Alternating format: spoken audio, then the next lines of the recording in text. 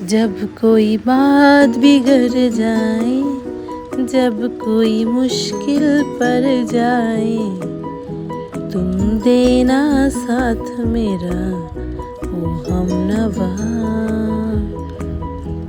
হ্যাঁ, এভাবেই আমি বাগানে চলে আসি যখন মন খারাপ হয়ে যায়, যখন মনে হয় যে কোনো একটা কিছু ঠিক হচ্ছে না, ঠিক যাচ্ছে না, তখন এই প্রকৃতির মাঝে যেন আমি একটা আলাদা আনন্দ খুঁজে পাই।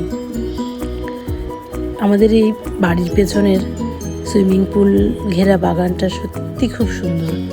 বিভিন্ন রঙের পাতাবাহার আর কি দিয়ে এত সুন্দর করে ল্যান্ডস্কেপিং করা যে এলেই মনটা ভালো হয়ে যায়।